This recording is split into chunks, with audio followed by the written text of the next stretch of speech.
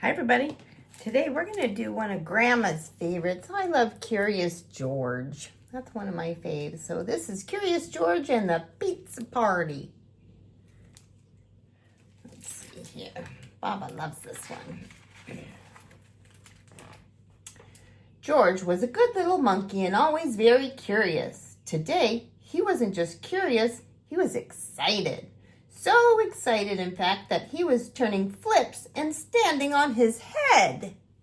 Oh, silly little monkey. To George, it's a pizza party. Saturday at Form in apartment 2. The little girl in George's building had invited him to her pizza party. George had never been to a pizza party before, but he loved parties and he loved pizza, so he knew it had to be good. George, it's time for pizza, the man said with the yellow hat. Have fun and remember to be on your best behavior.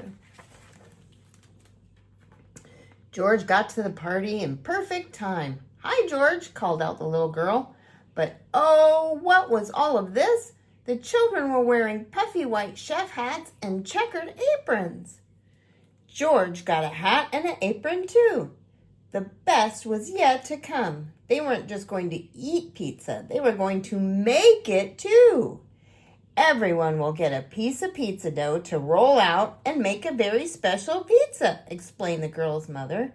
There were many little lumps of dough. But first, let's play some games, she said. Everyone went into the living room to play pin the pepperoni on the pizza. Everyone, that is, except George. He was curious about those pieces of dough. George thought and thought. If lots of little pieces of dough were good, maybe one huge one would be even better. He gathered the lumps of dough together and squished until they became the very biggest pieces of dough he has ever seen. What fun! Maybe rolling in and out would be even more fun.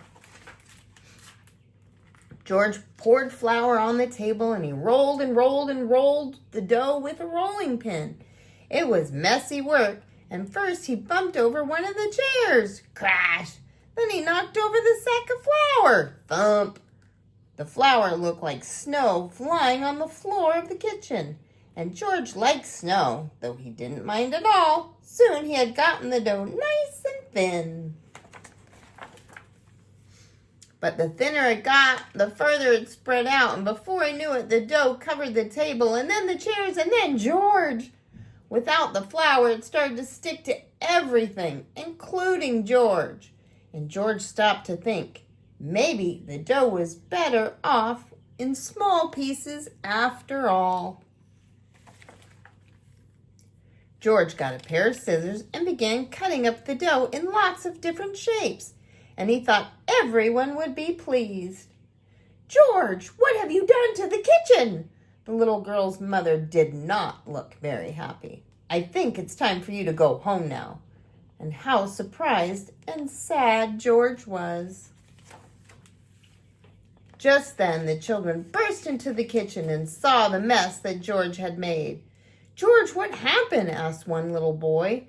The other children looked at the shapes George had made with wide eyes. Wow, George, I've never seen pizza dough like that before, said the little girl, smiling.